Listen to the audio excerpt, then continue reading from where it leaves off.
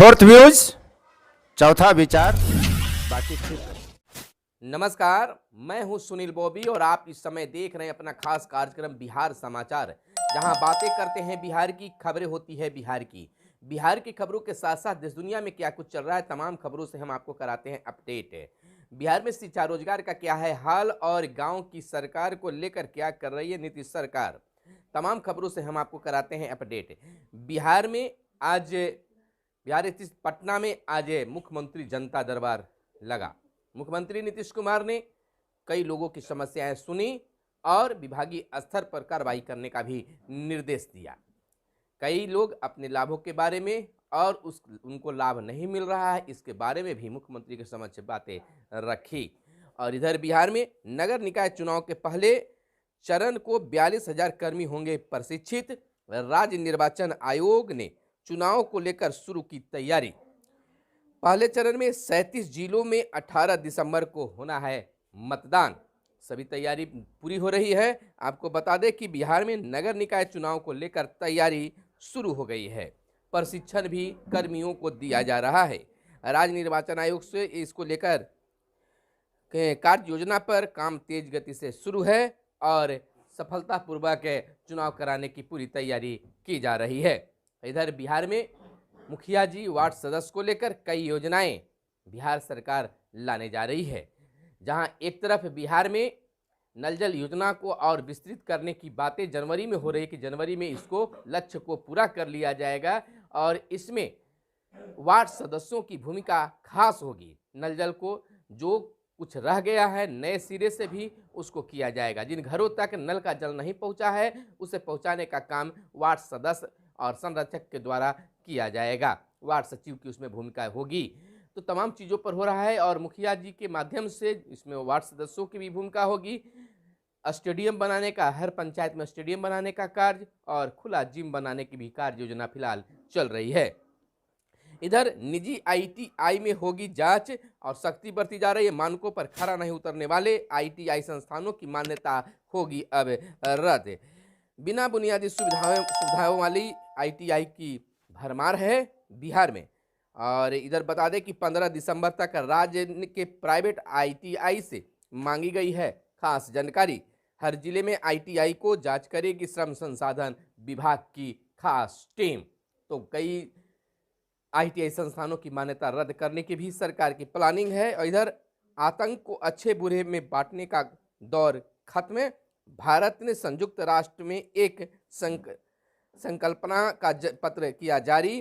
कहा इससे आतंक से लड़ने का प्रतिबद्धता हो जाएगी कम। इधर सबरीमाला में पूजा का समय बढ़ाने का दिया प्रस्ताव। जम्मू कश्मीर हर परिवार को मिलेगी यूनिक आईडी। जम्मू कश्मीर की बात है तो हर परिवार को अब मिलने जा रही है यूनिक आईडी। और भारत पाक सीमा से AK-47 और गोला बारूद जब्त किया गया है। शराब घोटाला राव की बेटी कविता से 7 घंटे हुई पूछताछ है। भारत की पहचान समृद्ध देश के रूप में बन रही है, यह कहना है पूर्व मंत्री नंदकिशोर यादव का।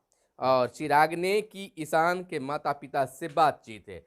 जैसा कि ईशान के माता पिता फूले नहीं समा रहे हैं, दोहरी शतक लगाने पर धुआंधार बल्लेबाजी ईशान किशन के द्वारा किया गया है। तो चिराग पासवान जो है रामविलास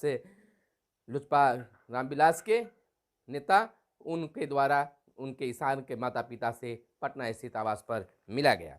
चिकित्सकों के वेतन रोकने से भाषा नाराज है और देश की स्वास्थ्य सेवाओं में परिवर्तन हुआ है, प्रेम कुमार का कहना है।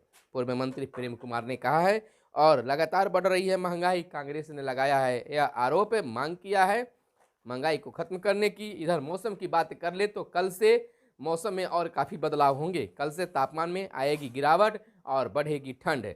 सर्दी का सितम लगातार जारी है। बिहार में इन शहरों में तापमान में वृद्धि हुई है, जैसे राजधानी समेत प्रदेश के वाल्मीकि नगर, सिवान, रोहतास, औरंगाबाद, गया, नवादा, शेखपुरा, जमुई, समस्तीपुर, सीतामढ़ी, बेगूसराय, सहरसा, खगड़िया, भागलपुर और बांका पूर्णिया जिले के औसतन तापमान में आंशिक वृद्धि भी दर्ज की गई है। और बात कर ले दाखिल खारिज की तो दाखिल खारिज को लेकर हमेशा सवाल उठते रहता है, उंगलियां उठते रहती है। दाखिल खारिज की नई समय सीमा तय की जाएगी, लंबित रखना गुनाह माना जाएगा। महीनों राजस्व एवं भूमि से संबंधित मामले रहते हैं लंबित, कोई उत्तरदायी तय नहीं है। और IGIMS में 700 बेड की मिलेगी अब सुविधा। मुख्यमंत्री के साथ सेल्फी भी ली। अधिवेशन के बाद बड़ी संख्या में महिला और पुरुष कार्यकर्ताओं ने मुख्यमंत्री के साथ तस्वीरें भी खिंचवाई, जो देखने लायक था। लोगों में उमंग थी, मुख्यमंत्री के साथ लोग सेल्फी भी ले रहे थे। भाजपा ने विधानसभा चुनाव में जदयू को हराने की साजिश रची, सीएम ने कहा, और मन की हड़ास भी निकाली कि भाजपा से हम अलग क्यों हुए और किन किन लोगों ने हमें कहा था। आपको बता दें कि मुख्यमंत्री नीतीश कुमार ने बीते दिन भाजपा को बिना नाम लिए बिना कहा कि उनके पिछले चुनाव में जदयू को हराने की साजिश रची। कहा कि हम लोगों को हरा रहे थे तो हमारी सीट कम हुई, हमारा सपोर्ट था तो वे अधिक वोटों से जीते हैं। उन्होंने यह भी कहा कि हमारे ही पार्टी के लोगों को तोड़कर वे अपने पार्टी में भी जोड़ने का काम कर रहे थे। बहुत सारे कारण उन्होंने वहां पर रखा, खुलकर बातें अपने कार्यकर्ताओं के बीच में रखी। नीतीश कुमार ने देश चलाने की दृष्टि व क्षमता भी ललन सिंह का कहना है कि बिहार के मुख्यमंत्री नीतीश कुमार को देश चलाने की दृष्टि और क्षमता भी है। यानी कि मुख्य रूप से अब जदयू के द्वारा बिहार के मुख्यमंत्री नीतीश कुमार को प्रधानमंत्री के रूप में पेश करने की बातें चीज़ें हो रही है, लाया जा रहा है कि प्रधानमंत्री के रूप में यह बेहतर होंगे। कहा 2024 में भाजपा मुक्त भारत बनाएंगे, केंद्र ने सभी संस्थानों पर कब्जा कर लिया है।